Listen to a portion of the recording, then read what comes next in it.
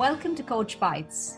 This is the 22nd of July 2020, and on behalf of ICF Mumbai Charter Chapter, it gives me great pleasure to welcome our guest for the day, Revathi Shivakumar. I look forward to hearing what she has to share with us. Revathi, I'd like to welcome you to the show and also get to know what your story is, what is your ethos of what coaching is all about, and how coaching came to you, etc. Welcome. Thank you so much. And thank you, ICF Mumbai Chapter. I was just telling one of you earlier, the kind of work that you do to support the coaches is simply incredible. Thank you so much. You're most welcome. It is our pleasure. So let's get straight into it, lady. Coaching is such a beautiful life tool. And the more coaches I meet, the more I feel the sense of, wow, there are such lovely people in this world. And I want to know from you, Revathi, what is your story? What drew you to coaching? For me, it's a rather interesting journey.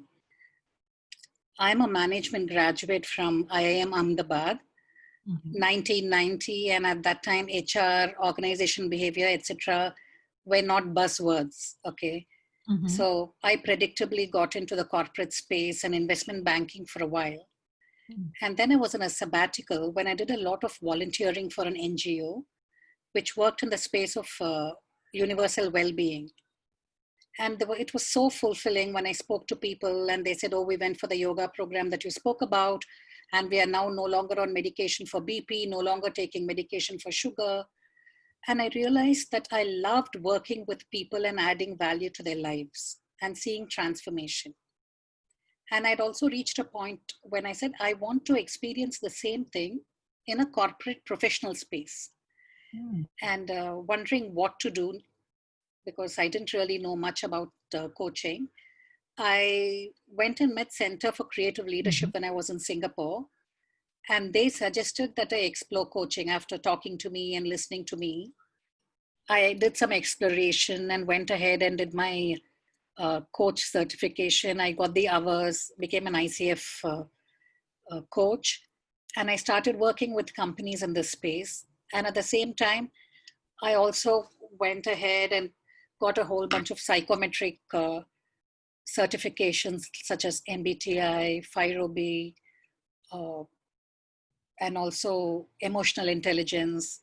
Very interesting, Revathi, that, you've learned all of these tools and, you got certified in all of these psychometric tools. How often do you use this? Is it very much part of all the engagements you have, or is it as per client? It's entirely as per need. I remember in the early days, I had done an entire series of group coaching using MBTI. But now it's only if it's needed. It's highly selective. Yeah. Most times I don't use any tools at all. Only if it's needed, I use it. And that is after discussing it with the client. Okay, that's great. So moving to the next question, which is very dear to my heart. So what does coaching mean to you? According to you, what is coaching? And if I were to ask you as an analogy for coaching, what would it be? Yeah, for me, coaching is a very powerful way to connect with people and to touch human lives. It is so fulfilling to partner with somebody on their journey of growth and to bear witness up close, to their own self-awareness, growth, and empowerment. It's a privilege. I remember in my early days, I used to think of it in the initial ways of explaining it to people was, even the best sportsmen need a coach who can kind of help them up the game. Okay. I then later thought of myself as a coach, as a companion on somebody's journey, walking with them till they reached where they had to go. But I recently heard Leon Vanderpool give an analogy which really resonated with me, where he said, a caterpillar in a cocoon undergoes transformation into a butterfly. A coach is like a cocoon and provides that safe space within which the client can reflect, explore, figure out where to go and get there. So I think we are cocoons, yes. Lovely. So, Revathi, what is the type of client you most serve? And what do you feel are the kind of clients that you're experiencing that are walking into your studio, your life, or your portfolio of clients that you handle? I have been uh, largely working in the corporate space. It's a space that I'm comfortable with and I understand. So a lot of it is executive coaching, senior level executive leaders across organizations. It could be uh, a service organization, an international fund house. It could be a promoter-led, homegrown, multi-location heavy manufacturing company. I'm completely company agnostic. And of late, I have a lot of people coming to me on their own.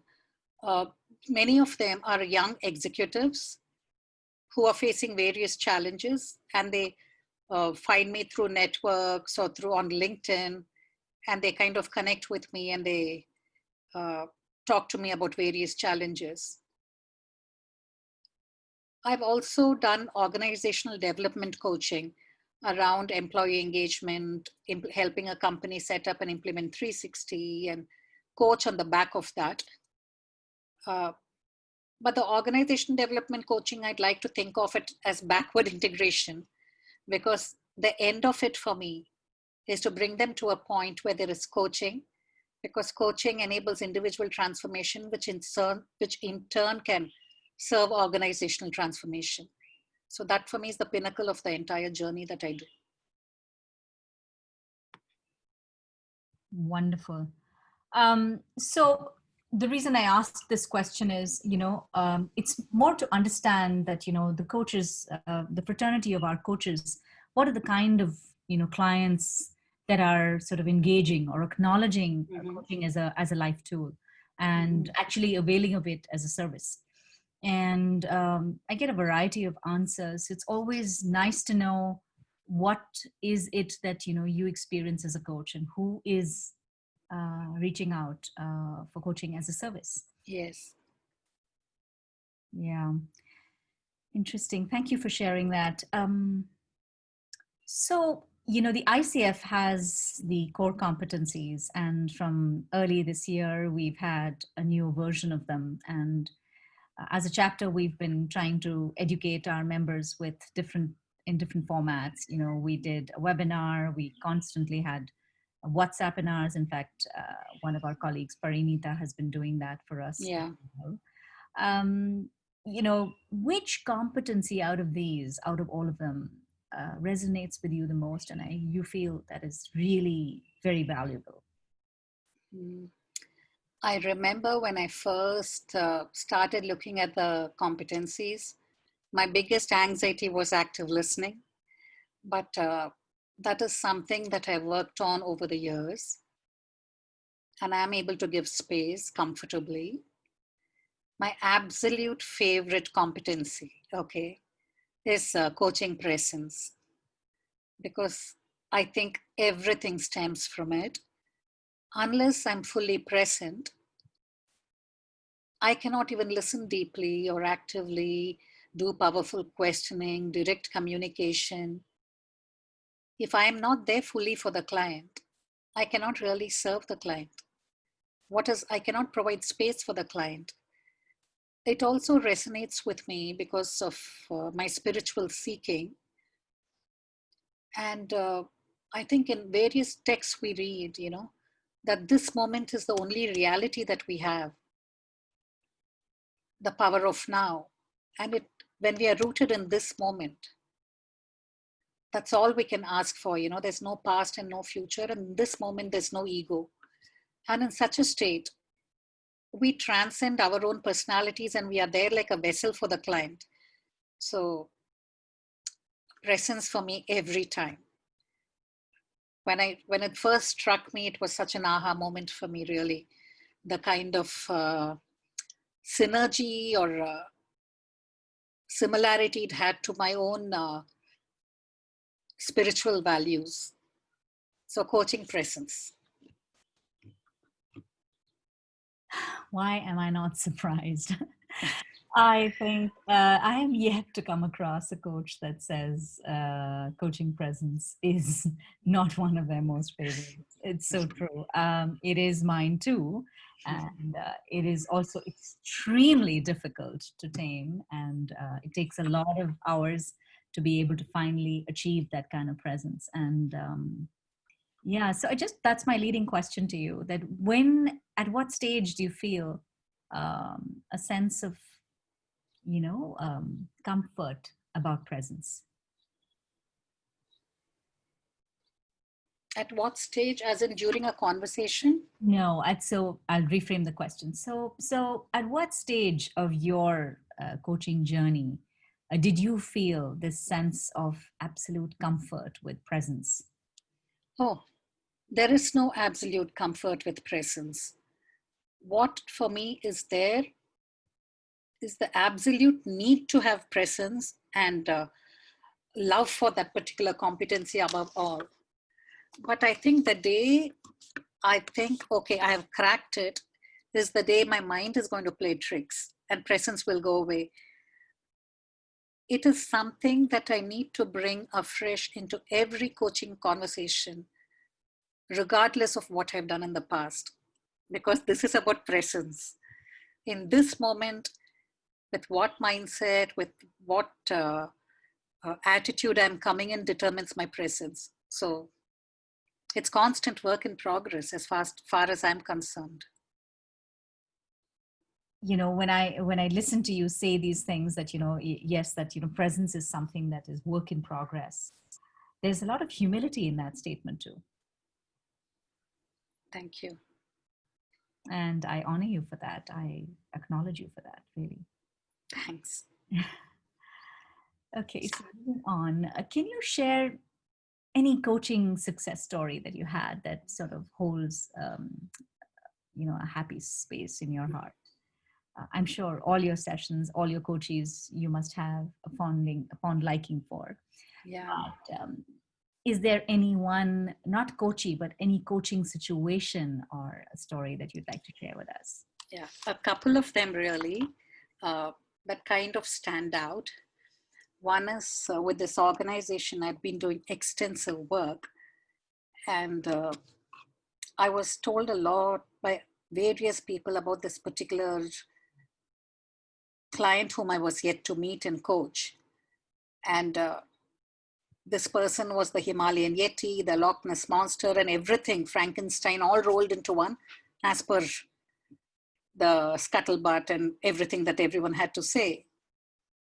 And when I got into the coaching session, with the first coaching session with the person, I actually sat with myself to get rid of any preconception that might happen, simply because of preconceiving that might happen, because of all that I've heard from people. I went into the session, and we've had many sessions since then. A high achiever, very high integrity, but emotionally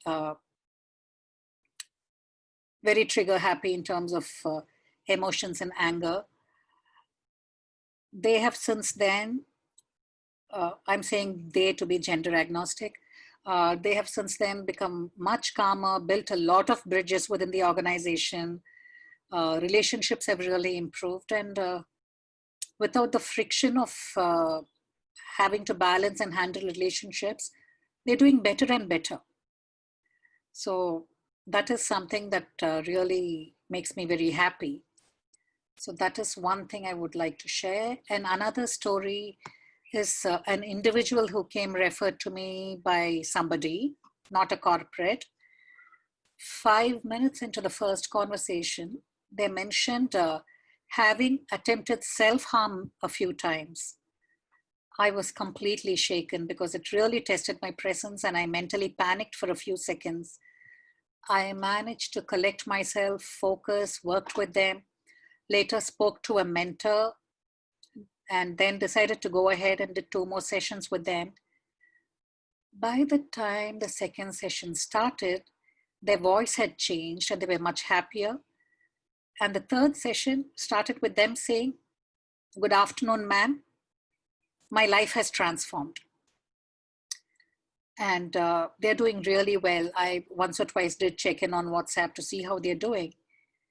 And I completely credit this to their readiness and willingness to look at themselves, to see what they needed to change in their lives. And they went ahead and did that. And they're doing very well. It was a huge lesson in presence for me, you know. No matter what the client throws at us, no matter what comes up, to simply be there, just be there for them and hold space. It was a big lesson for me, a beautiful lesson, really. Wow, I'm feeling so.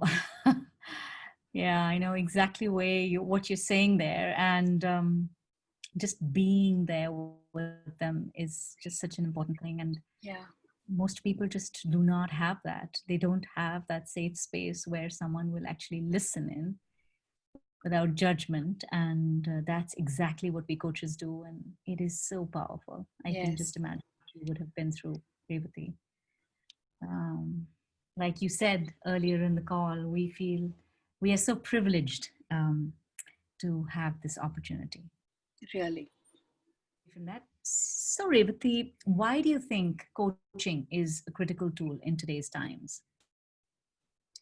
Coaching, I think, has always been relevant. Mhm. It's been gaining traction in the last few years. But in the last 3 months with the pandemic, I think coaching can be a lifesaver, really. There's so much uncertainty. The economy is down, businesses are shutting, jobs are lost, work from home, study from home, balance work and home, a huge pressure on the homemakers, the medical workers, the rich, the poor. No section of demographic has been left untouched. The current situation, I think, has been extremely and continues to be very challenging personally and professionally. Organizations need to learn to pivot. Leadership has to keep employees motivated, amp up the communication and empathy to kind of offset social distance. Uh, Employees have to balance distractions and work from home. Uh, Students, they cannot meet their peer group. There is a lot of stress.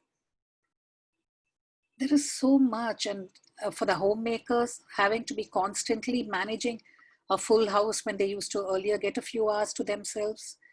uh, all around, there's fear. Even when everything is going well in all these aspects, there is a lot of fear I'm seeing, anxiety I'm seeing of the unknown and the uncertain. And I think the crisis also provides an opportunity for people to relook at their lives. Uh, all existing business paradigms are out of the window, right? With a coach, people can rewrite the rules. You know, it's like a blank slate. People can act on projects that they had always put off, saying they had no time. Uh, People can manage stress better. People can look at this opportunity to evolve, to do things, and to maybe use it as an opportunity to grow. And for all that, as we discussed earlier, a coach provides a safe space. And in this period of fear and uncertainty, more than anything, what the world needs is a safe space. So I think it's really critical that as coaches, we step out and offer more, and people take up this opportunity to engage more with coaches. Very true, Revati. Yeah, we're at a very, at a very poignant stage in, human civilization, and it's just such a heavy thing that's cutting across all boundaries, and Yeah. everyone is experiencing it. And very true that, coaches can have that, like you said, that space to hold with these people and to be able to, listen in and help them. I love what you said about rewrite the rules and start with a blank slate sometimes. Have you had such instances where, some of your clients have been able to rewrite the rules and start afresh with you? Um, there was one particular person who had quit a 15-year-old job, a career in finance, a few months back. And with all this happening, they decided that they did not want to necessarily go back into employment in the same space post sabbatical. And we've had a series of conversations, and now they are in their own space doing things that they really love and extremely happy. There are 2, 3 such people uh, who were not sure they wanted to be in the corporate space, who are like entrepreneurs and wanted to start their own practice in different areas. And it's taken off extremely well in this last 3 months. They've managed to step in and meet gaps and offer something for which there is a market. And they're also very happy now. Yeah, that's wonderful.